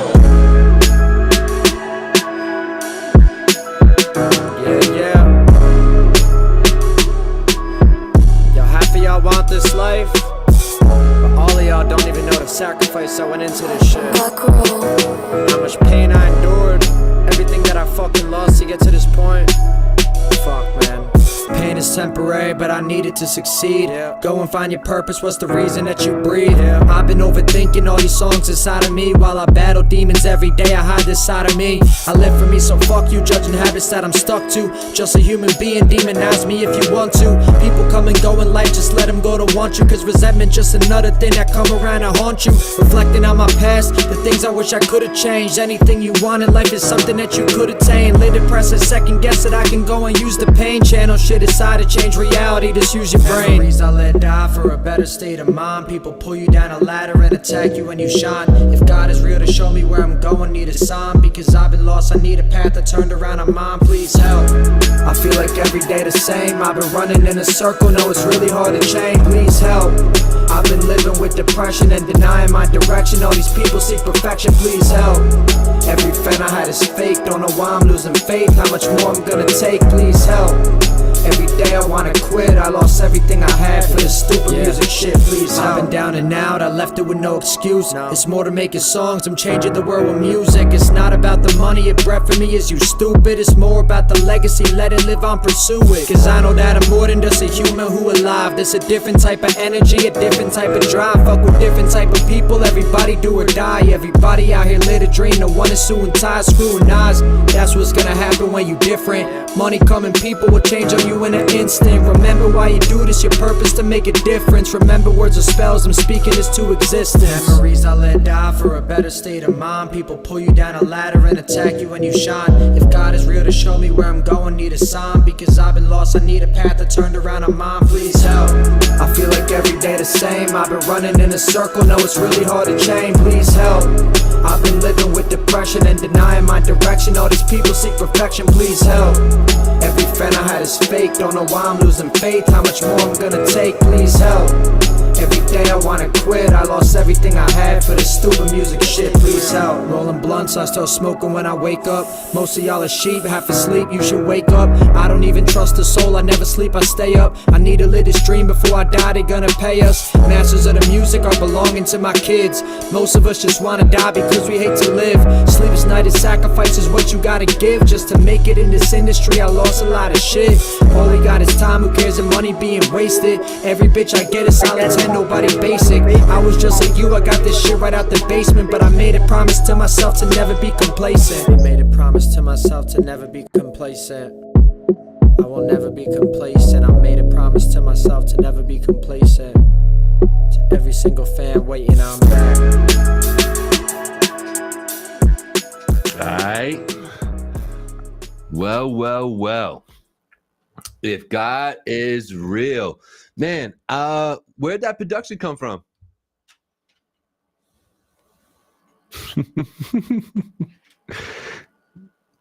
You with us? All of Millie's beats. And Millie's is like the guy that inspired that song. Because I don't know if you guys know who Millie's is. He signed to Jadakiss, but every single song, bro, he's just like speaking the truth, bro. And just hearing him rap, bro. I seen him live in Massachusetts, like I think a year ago, and I've been a fan ever since, bro. And Millie's is just speaking the fucking truth, bro. So wait, that's a industry beat, or that's your own beat? No, so I own the beat, but I got it off BeatStars. But then I later found out that he's producing all the beats for Millie. Oh, okay. You cut out when you said that. Okay, that makes sense. Got you. I like it though. That's why I was asking. I like the beat, man. Black, what'd you think about that beat? Yeah, it's a Buckrow joint. I know the guy who made that. It's Buckrow. Buckrow, I know him. Yeah, that's my guy. So Definitely like the beat, like the vibe. I think the comments was kind of talking about just how it was sounding and what the record was, and I kind of agree with them. Hearing where you were years ago, the first time Veg brought some of your music brought you through, and hearing where you are now is like night and day. So it's a lot of growth, and that song kind of shows that. So salute to you, absolutely. Yeah, the first time I was on here, you guys gave me like a 6, so that's fire. Definitely some growth in there. The one thing I'm gonna ask you, Devin, is personally speaking, when you think about yourself as an artist and what you're doing out here, what do you think about your own voice? Well, I mean, just so you know, just for like context wise, like that's the first song I ever engineered myself, mix, master, everything.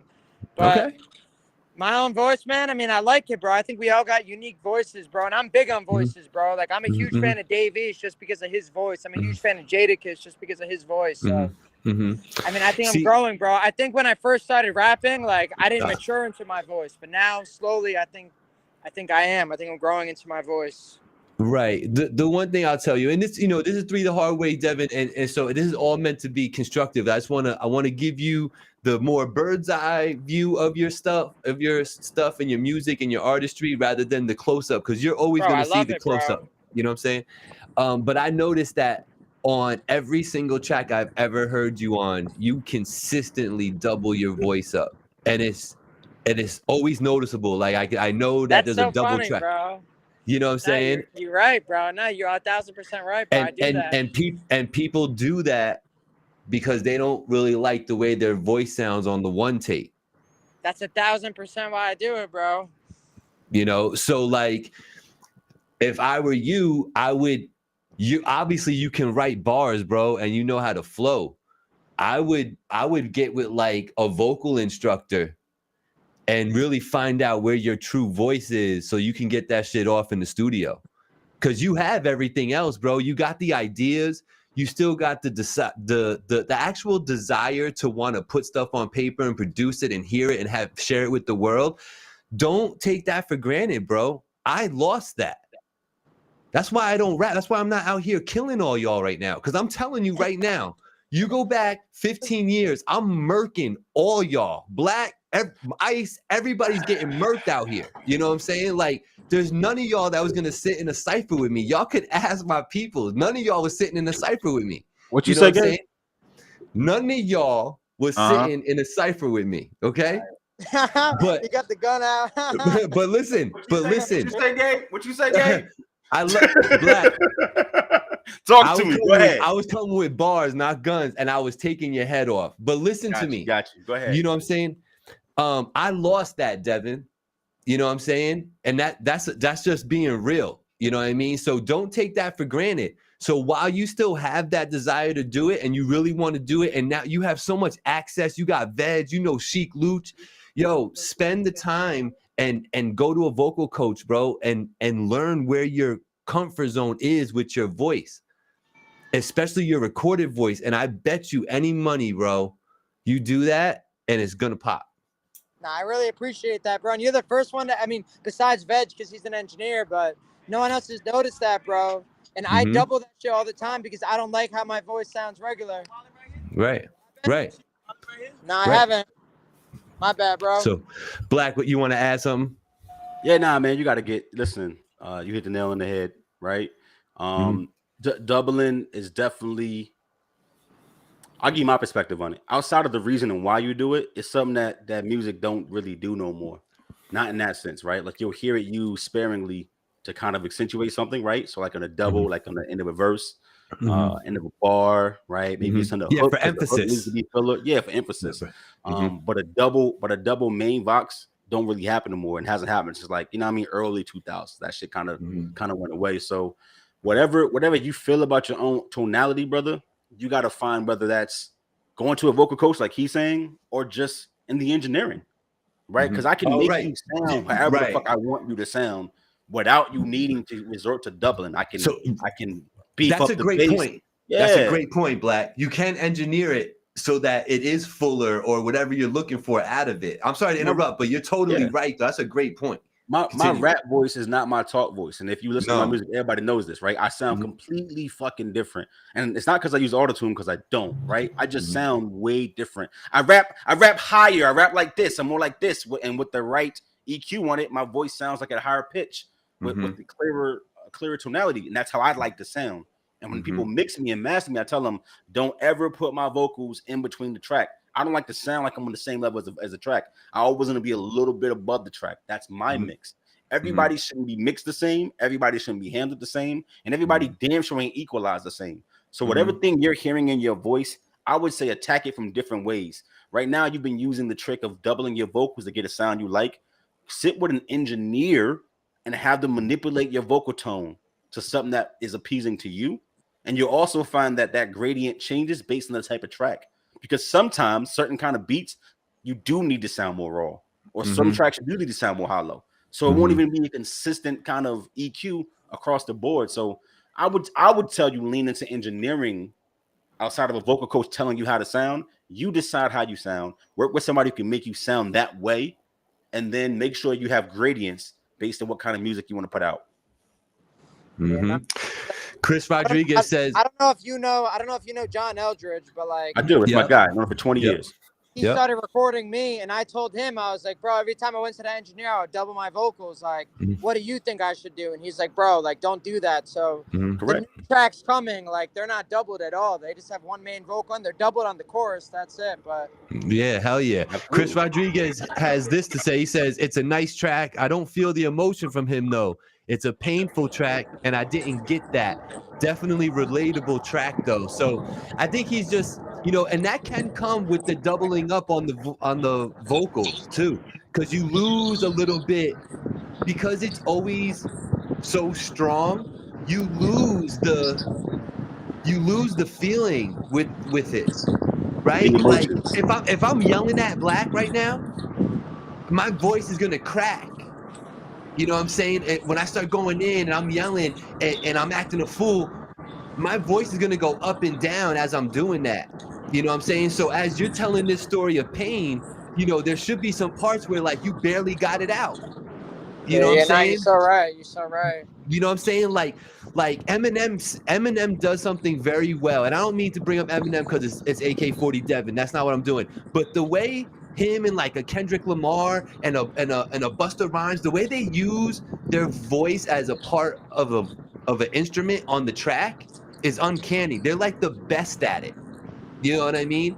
So there's lessons in that where, like, if you listen to Eminem, we all agree that he's top 5 all time, right? Of course, hell yeah. Listen to his music though. Very little doubling up and a lot of up and down and flowing with the beat and speeding up and slowing down to the point where he can drop right into the flow and go into something else. You know what I'm saying? Like, so when you double up like that, because of the way you rap, because you have more of like a kind of a rapid fire, always kind of hitting the syllables type of rap, when you're doubling it like that, you're going to take away the emotion. And I think that's what Chris is picking up on. I would say it's more that, bro. I hate yes men, yo. So I really do appreciate the criticism and the feedback, bro. It's more early Mac Miller. Mac Miller rapped that same way. It was a consistent cadence and tonality until towards the end, before we lost him, he started then inflecting and deflecting and changing his vocal tone and patterns to elicit emotion from a beat. Go listen to early Mac Miller. That's exactly how he was. Here, every single time, every single track, and you lose that feeling. Go listen to Donald Trump shit. Like, that song is supposed to be all over the place. He's just in the fucking pocket the entire time. It's really weird. And then and as he got better and he matured in his craft, it changed. It surprises me that Ice the God does not like Eminem. I would think somebody like Ice would think that M is at least, upper echelon. Why is that, Ice? That's interesting. That's kind of shady. No pun intended. AK-40 Devin, man, let's back to the music. This particular song, If God Were Real, is it part of like a bigger effort? Is this going to be on an album that's forthcoming? Is it on something that's out already? Tell us a little bit. So, I mean, it was supposed to be part of an album, bro. But honestly, like, I just feel like it's all about consistency, bro. And for the rest of the year, I'm just going to drop a single. Like, I just uploaded another single to DistroKid. It's coming out June 4th. And at this point in time, busy. Bro, at this point in time, I just got to keep getting my consistency up, and I'm just going to keep dropping singles. I was going to drop an album, and the song was on an album, bro. The song was on an album called Revenge, and I just felt like people that I love, like even talking about in the song, like if God is real, bro. I lost my son's mom, bro. Like my closest relationship I ever had to me. I lost my household. I lost all these things, and that's when you ask God, like, bro, are you real, dude? What the fuck? What path are you putting me on?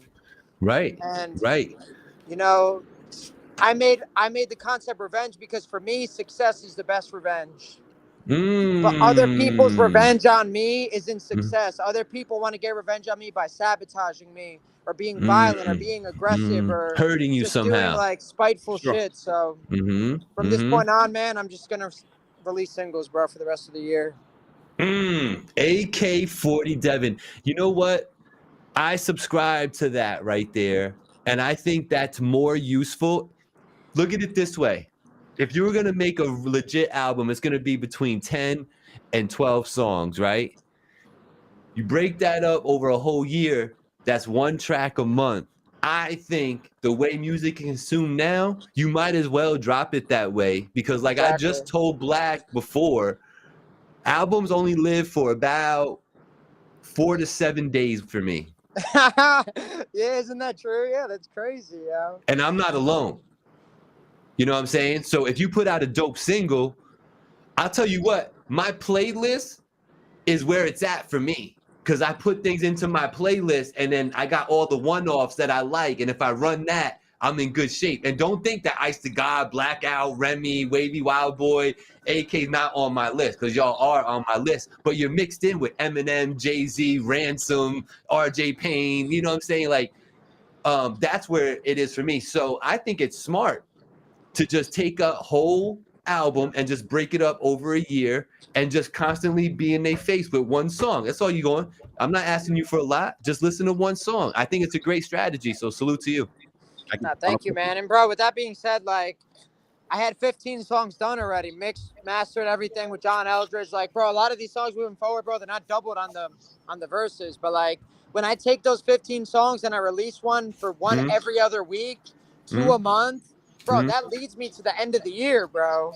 Yeah. It's like, why would I just put this out one time and half the people aren't even gonna listen to this shit? And now I get the time to like give a video to every single song that I drop. So like that's what it is. Devin, I appreciate you coming on, man. Keep making music. And I don't mind, man. If you want to keep throwing these songs at us and we could watch the progression over the season, man, on what you do with this music. If you really dropping like that, we got no problem bringing you on. And Chris Rodriguez read my mind because I told him, Chris, don't think I didn't tell him in an email. I said, yo, if you use your phone, make sure you turn it to the side so you can fill up the screen. I told him that. Oh shit, my bad. I did tell him that. I did tell him that. So, yo, Devin, man, salute to you, brothers, and thanks for coming on, man. We'll see you next time, bro. Yo, I love both you guys. Yo, be safe, yo. Likewise, brother. Be well. Be well. Peace. All right. So that was the homie AK-40 Devin. Shout out to Big Veg for getting that over and connecting those dots for us. And salute to the sponsors. I want to shout out Marino's Barbershop, and we got Allcrete Placement Concrete, man. Two great companies in the Hudson Valley. Get your hair done and then call up Allcrete. All your stuff. He just finished doing a big ass pool for a Holiday Inn. He's done sidewalks. If you need a new ramp or you need new curbing and all that, he does all that. So all that restoration, your garage looking all shady, you're not sure, it looks like it's falling apart. That's who you call is Allcrete. You tell him that Gabe sent you. He'll make sure he takes care of you. But Allcrete, you need that haircut, you need something styled, make sure you're hitting up Marino's Barbershop. Yo, I wanted to chop it up with you real quick. I know we went long today, but today was a good day to go long. Yo, Ice to God says, I don't like his cadence, his topics, his flows, nothing about it. He's overrated to me. I'd rather listen to Mac Miller or Millsy or AK-40 Devin. I'm good on M. Drop the mic. Ice, Do I get to respond or now? Are we just gonna read that and let it be? Ice. Yo, Ice. Yes, please. I got 2 questions. Here's the first one. Can Eminem rap? Do you think he's a good rapper from a technical perspective? Whether your personal preference is him or not, that's not my question. Is Eminem a talented rapper? Can he rap? Is he good with bars, punches, setups, whatever? Is he creative? Can he rap? Mm-hmm. 2, second question. Do you respect his influence and his impact on the culture as a whole? He says yes, technically. Yeah, I see that. Yeah, I hear what he's saying. Mm-hmm. Second question. Do you respect his impact? Do you respect and acknowledge his impact on the culture? And I mean the culture, not white rap. I mean the fucking culture. This culture. Right. His impact. You respect his impact? Well, he's not even answered that yet. Yeah, I know. I'm waiting. And yes, again. Here's what I'm gonna say. Shout out Senior G. Shout out Senior G. I respect everybody's opinion because not everybody that's nice is my cup of tea. As long as people give their opinion, like me, I said fuck Rick Ross because I don't think he's relevant no more. Mm-hmm. I don't think he's a great wordsmith, right? I'm not capping. I'm not saying I don't just like his song. I'm just saying I don't think he's relevant no more the way he makes music. He didn't evolve. He's not evolving. Don't want to evolve, and that's cool. Don't mean he's not swaggadocious. Doesn't mean he can't put out another hit before he dies. I'm not saying. I'm just saying like whatever. That's what I feel. Eminem, despite what people think about his content and what he did, 2 things is undeniable. 3, I'll make it even better. The man found what worked for him and sold millions of records because of it, like every other artist does today. He found what works for him and did that.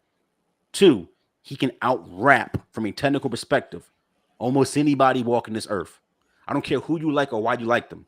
If you say that they would wash Eminem and you be straight face like he has no chance, you are smoking something heavy. To say you think someone would beat him is one thing, but to say that in any battle Eminem don't have a chance is you not recognizing what he does with words. Fair enough what I'm saying, Gabe? Yes. You could say people can beat him because he can be beat, but to say everybody just washing him. He said hell nah. False. It's he cool. Said, yo, Ice. Oh, I almost want you to hit the fucking thing and come on here for a minute. Third point here. His impact on the culture reverberates even today. Even with him at 48 being who he is in this culture, he inspired an entire generation of people to want to embrace this culture the way that he has. He did that, right? So he made Dr. Seuss. Sure.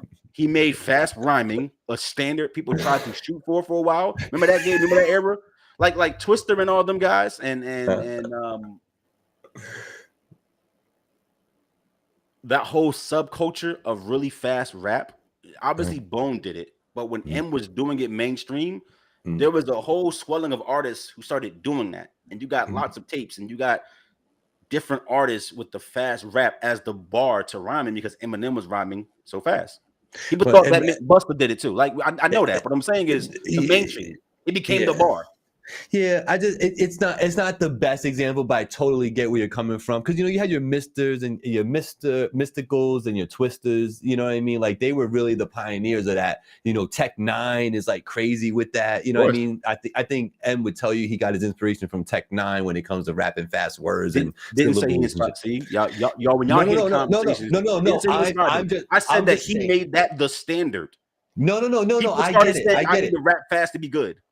Yeah. No, I get where you're coming from. I'm just saying, I think there's probably even more examples of how he changed punchlines, bro. Like this kid was he flipped the way you actually spit the punchline. Like what? Let me see. Yo, Ice is funny, man. Let's see. Fast rhyming is saying bullshit though. Yo, I said the same thing. Still creative. It's still creative. Go to Rap God. It's all there. Rap God is there. Yo, there's so many bars in there. People don't catch it. Ice. There are a lot of bars in Rap God, bro. Some of it is like some of them he did his little wrenching with the words like he does to make it go. But yo, there's a lot of bars packed into Rap God, bro. A lot, like schemes. He went through schemes. He did bars. He said a double and triple entendres. Like, yo, it's all in there. Anyway, I love M though. I think you could tell I'm a M stan. I can't, so you can't always take it from me. So I get it. Baby head in the microwave, micro braids type of pay gets me hype and shade. Yeah. Yo, Ice. What up, Jay Arroyo? Let's see. I thought Twister. What did he say? I thought Twister was the first fast, but yeah, that's what I'm saying. So not mainstream. He wasn't. Busta came out in the 90s, and the hip hop culture didn't say rhyming fast is the standard. People said they like no. I get exactly what you're saying. That's why I said it's a when valid M point. did it. There's just other ones to do. Niggas jumped on and was like, oh, we got to rap fast, and every white kid in high school was doing and rapping like that. All of them. I think MJK had the best song against Eminem. Actually, I think he had the best lyrics and everything, like delivery, how he did it. He talked so much shit to Eminem. It was laughable what he was saying, but I loved it. I thought MGK did good. Fuck him, Machine Gun Kelly out in this bitch. Represent. I get the Eminem hate all the time. Once again, though, anybody who tries to discount his talent or his impact on the culture or his numbers or whatever kind of barometer you have in music, he's hit that barometer. So your opinion don't really matter when it comes to what he needed to do. And over. Like, yo, when when I was like, okay, I'm not bugging, is when there's a video of Cool G Rap and Big Daddy Kane separately talking about Eminem and Rakim, talking about Eminem and how they were like, holy shit, this kid took it there. You know what I mean? Like, wow. When you got those kind of gods talking about it like that, they don't give it up, bro. They do not like giving it up like that, and they give it up to M. So that's how I know I'm not bugging. I'll stand with Big Daddy Kane. Do you listen to music or do you just skim through it? Right. He's the perfect example of whatever the fuck you don't like about him, go back and at least listen. Like actually listen and stop taking all the horrorcore raps and the fingernails through your eyelid shit to face value and painting it as his entire pen game. Go listen to some of the schemes and the shit that he says that he flips on his head. It's fucking ridiculous how technically proficient he is as a wordsmith. I don't care if he chooses to use it to make silly rhymes. Right. What he actually does is fucking talent. What he does is talent. Yo, one of my favorite examples of Eminem really barring out is the "I'ma Kill You" song. Yo, oh my god, man, he's barring out on that song, man. He is barring the fuck out on "I'ma Kill You." The person who killed Biggie and Jay. I'll wait. Biggie was not fair though. It doesn't fucking matter. I don't want to hear that shit. Does. I don't like. It doesn't matter. Here for that. Name one artist walking this planet that killed Biggie and Jay. Name there isn't one, including him. There isn't one. Thank you, Gabe. Oh, he didn't walk big. He didn't walk big. No, man, it doesn't count. It doesn't count, bro. It doesn't count. It does. That's not fair. It doesn't matter if it's fair. Now it doesn't matter if it's fair. If I walk you with one of my 15-year-old verses with your new joint, that's cool. You know what I'm saying? But it's not likely. It's not likely though. Doesn't matter. It happened. M walked that nigga. And he walked Jay. That's not in the fair. same year. He did it in the same year. It doesn't matter. Don't want to hear what you're talking about. Like you always say, what is the show about, man? The show about. All I know is that like Eminem walked. He walked Jay-Z, left him. He left the hell out of him. He left him on Renegade. Bye, and then he left Biggie on Dead Wrong. And if you think otherwise, it's because you don't like music. He left them. He left them both. You're right. You know it's true. Yo, I'm out of here. I'm out of here. On that note, I salute y'all. Y'all came out. We enjoyed ourselves. Let's do it again next week. Hit that like, hit that share, get people up in here. So let's get it. I really do appreciate y'all tuning in and, salute to our sponsors, Marino's Barbershop and All Creek Concrete Placement, man. Those two companies, great companies in the Hudson Valley. If you need your concrete work or you need a haircut, make sure you're hitting those people up. So salute to them. Salute to Angie and Hazel. Angie did a great job today. I think she's really honing her skills as the commenter extraordinaire. So salute to that. And Black, man, I think we had one of our best shows to date. I think was today. So I want to say thank you and I appreciate you for your conversation and your mind and for sharing your thoughts with the people. You know, I like to talk and I like to educate because I think sometimes, I keep saying this, but I'm gonna keep saying it until I die. We all spin the block, we all Draco, whatever the case may be. We all have our fun and it's mindless. At the same time, though, we are all human beings. You got to be a functioning grown ass adult out here sometimes, right? And the things that impact us as a society are important to kind of distill in a meaningful manner and have educated and articulate conversations about. And what's happening in our country with all the violence is one of those things that needs to be given its due respect about what it actually means. It's not just some shit on TV. Somebody's dying, and it's sad that a lot of it, to an extent, can be mitigated. And mitigated doesn't mean completely removed or eradicated. Mitigated means the loss of life can be lessened by the actions of people in power, and they choose not to for greed's sake. That's stupid. We should do better as a society. Yeah, Sosa, I agree with you. It's not fair. You can't say he left big. He's not here. Who cares about fair? It ain't fair. No, for real. You know it ain't fair. We will be back next Tuesday, 7 p.m. with a brand new edition of What We Talking About. Black, Gabriel, Angie, we out here. We're going to leave you with a commercial. Black, one love, baby. Tell everybody on your side I said what up and good night, brother. Gabe, remember when we used to like hang up the phone and before we hung up, we used to say one? Yeah. What the fuck was that? No, Gabe, what the fuck was Gabe? Why did we say one? What is that? What is that? Why we say that? Because we used to say when we used to leave each other, we used to say, all right, man, 100. Like, be 100, like be 100% safe, be 100% every, and then make it make sense. Go ahead. We lazy in New York and we fast, you know what I'm saying? And we need to get the fuck off the phone. So it turned into one. Yo, my big homies still to this day go be like, yo, I love you, cuz one. Yeah. Well, and also it's derived from one love. Okay. So we used to say one. We used to say one love to each other. You know what I'm saying? So at the end of the conversation, instead of because again we're in New York and we too fast, so it turned into one instead of one love. Like, all right, one love. There's like is that like a Peace King thing? This is all like King. Nas Roses. Yeah. I think so. That's where it came from. That's a New York thing. Yo, how about nowhere else in this country? If I said to any of the other 49 states in the country, hey yo, dead ass is brick outside, I'm gonna stay in the crib today. Facts. They don't know what the fuck I just said. What the fuck does that mean? Why is the ass dead and who killed it? You feel me? Right.